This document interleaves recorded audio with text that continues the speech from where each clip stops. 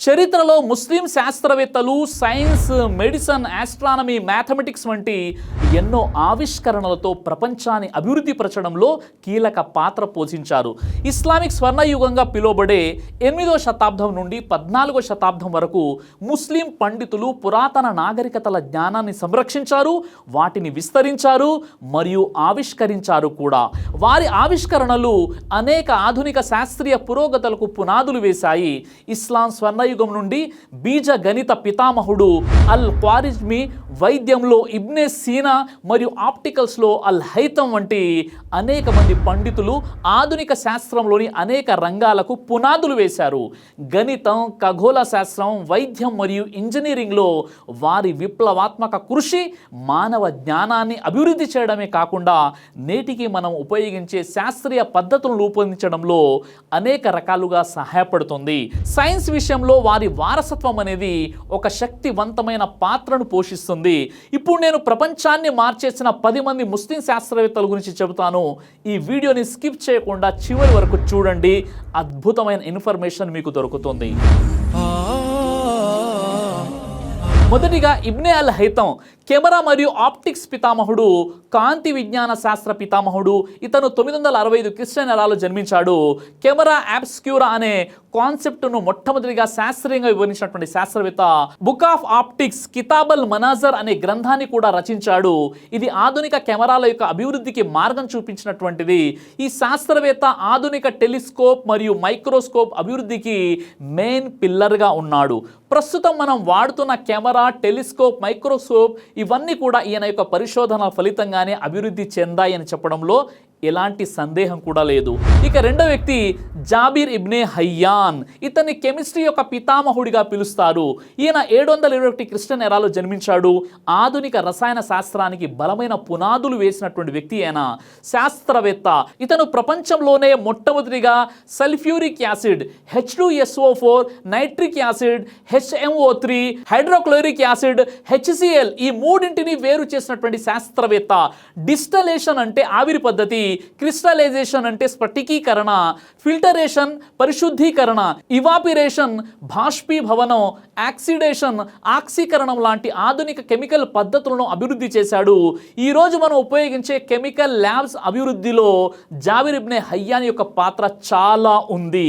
ఈయన పరిశోధన వల్ల ప్రపంచవ్యాప్తంగా కెమికల్ మరియు మెడికల్ పరిశ్రమలు చాలా వరకు విస్తరించాయి.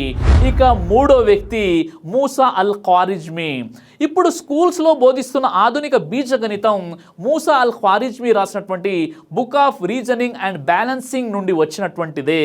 ఈయన ఆల్జిబ్రా మరియు ఆల్గరిథం యొక్క పితామహుడు. ఈయన 780 క్రిస్టియన్ ఎరాలో జన్మించాడు. ఆధునిక గణితం, కంప్యూటింగ్ మరియు అంకెల గణన, న్యూమరికల్ సిస్టమ్కి పునాది వేసినటువంటి శాస్త్రవేత్త అయిన ఇతను అల్ జబర్ అనే గణిత సూత్రాన్ని కూడా పరిచయం చేశాడు. చివరికి అది అల్జిబ్రాగా మారింది. Computing, cryptography, data science, artificial intelligence అన్నింటికీ ఈయన యొక్క సిద్ధాంతాలు మూలాధారం. ఇవన్నీ ఈయన యొక్క గణిత సిద్ధాంతాల ప్రకారమే అభివృద్ధి చెందాయి.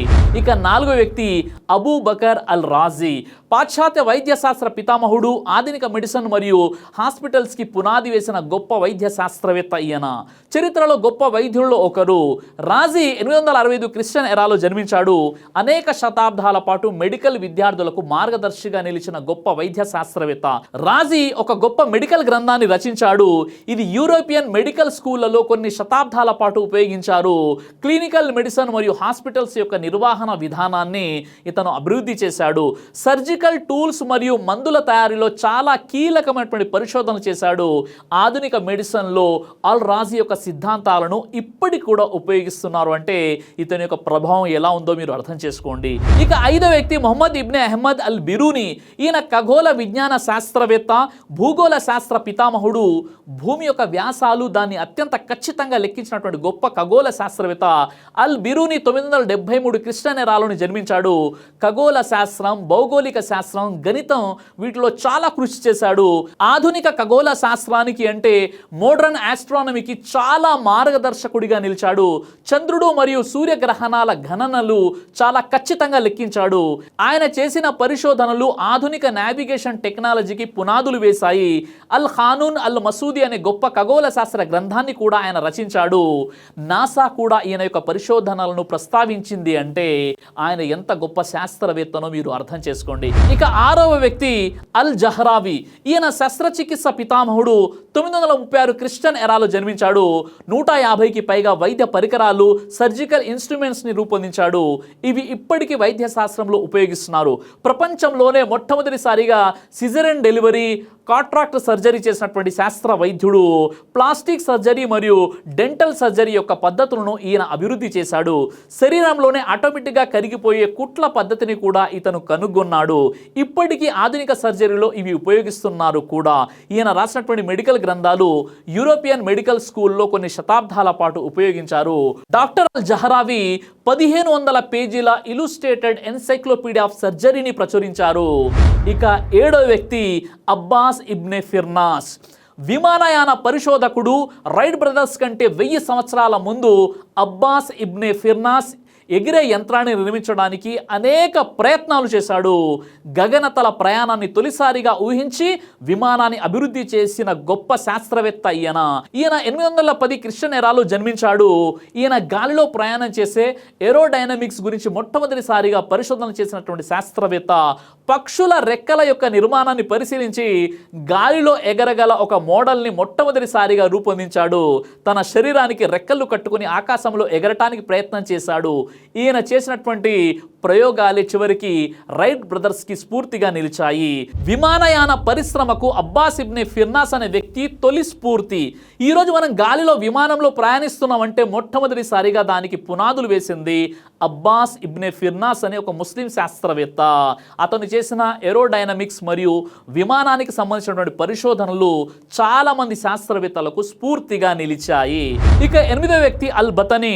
ట్రిగోనమెట్రీ మరియు నావిగేషన్ శాస్త్రవేత్త. బతనీ 858 క్రిస్టియన్ ఎరాలో జన్మించాడు.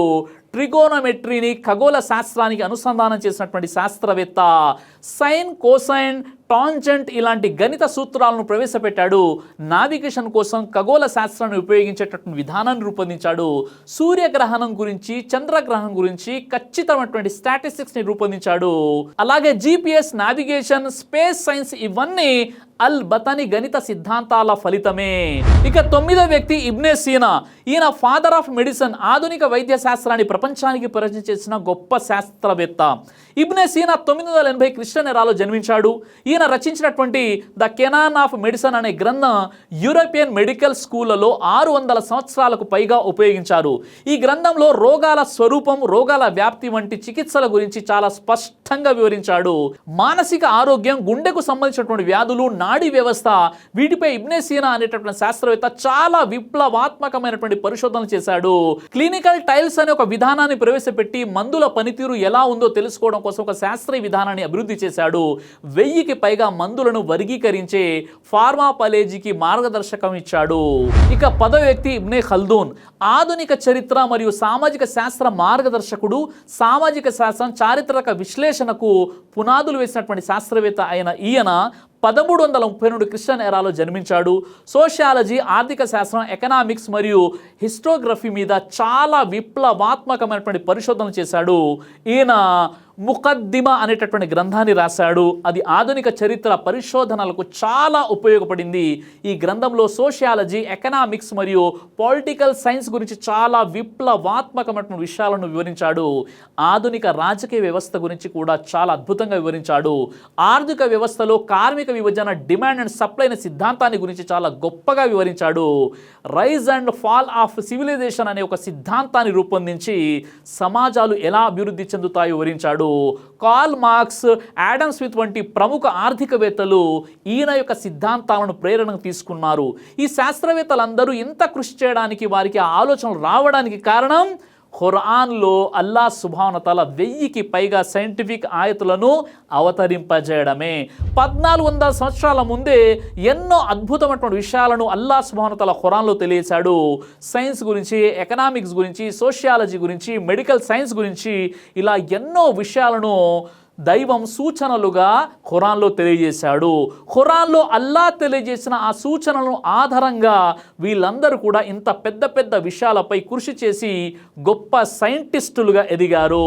ఈ విధంగా ఇస్లామిక్ స్వర్ణయుగంగా పిలువబడే 8వ శతాబ్దం నుండి 14వ శతాబ్దం వరకు ముస్లిం పండితులు, ముస్లిం ఉలమాలు పురాతన నాగరికతల జ్ఞానాన్ని సంరక్షించడమే కాకుండా వాటిని ప్రజలకు తెలియజేశారు మరియు ఎన్నో కొత్త కొత్త విషయాలను ఆవిష్కరించారు. వారి ఆవిష్కరణలు అనేక ఆధునిక శాస్త్రీయ పురోగతులకు పునాదులు కూడా వేశాయి. ఇలాంటి ఎంతోమంది ముస్లిం శాస్త్రవేత్తలు ఉన్నారు, కానీ వారి యొక్క చరిత్రను మరుగుపరచడం జరిగింది. అలాంటి గొప్ప గొప్ప ముస్లిం సైంటిస్టుల గురించి రాబోయే రోజుల్లో కూడా మనం తెలుసుకుందాం. కాబట్టి మా ఛానల్ని ఇప్పటివరకు మీరు సబ్స్క్రైబ్ చేయనట్లయితే ఖచ్చితంగా మీరు సబ్స్క్రైబ్ చేసుకోండి. అద్భుతమైనటువంటి ఇన్ఫర్మేషన్తో కూడినటువంటి వీడియోలను రోజు చూస్తూ ఉండండి, ఇతరులకు కూడా షేర్ చేయండి. జై హింద్. మీ అందరికీ ఒక గొప్ప శుభవార్త. షిఫా తల్బినా ఉమ్రా లక్కీ డ్రా ద్వారా ఇద్దరికి ఫ్రీగా ఉమ్రా చేయించడం జరుగుతుంది. ఈ గొప్ప అవకాశాన్ని వినియోగించుకోవాలంటే తక్షణమే మీరు చేయాల్సినటువంటి పని ఏమిటంటే కేవలం 1 kg షిఫా తల్బినాని ఆర్డర్ చేసి మీ పేరు మరియు మీ ఫోన్ నెంబర్తో పాటు తల్బినా ఆర్డర్ చేసిన వాట్సాప్ నెంబర్కి మెసేజ్ చేయాలి. ఈ ఉమ్రా ఆఫర్ అనేది 14 జూలై సోమవారం 2025 నుండి 45 రోజుల వరకు, అంటే ఆగస్టు 27 బుధవారం 2025 రాత్రి 8 గంటల వరకు ఉంటుంది.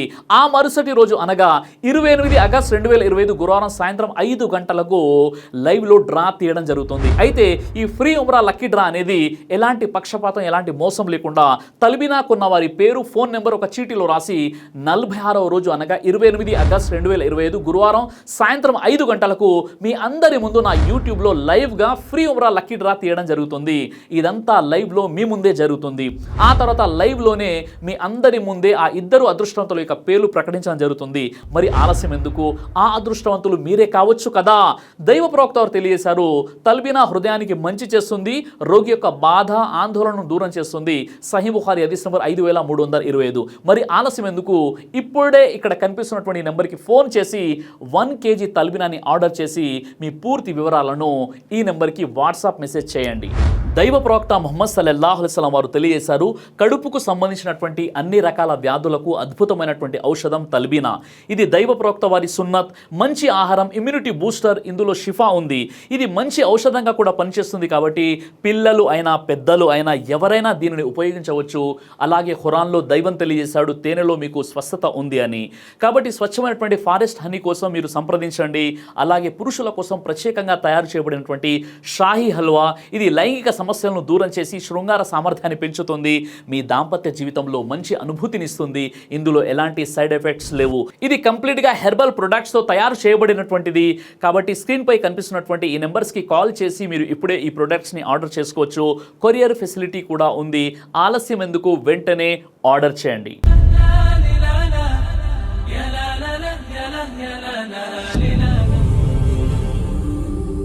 బ్రదర్ సిరాజ్ అని యూట్యూబ్ ఛానల్ని మీరు సబ్స్క్రైబ్ చేసినట్లయితే ఇన్షాల్లా దేవచిత్తం అయితే మీకు వీడియోస్ వస్తుంటాయి. అదేవిధంగా బ్రదర్ సిరాజ్ అనేటటువంటి ఫేస్బుక్ని కూడా లైక్ చేయడం వల్ల మీకు వీడియోస్ వస్తుంటాయి.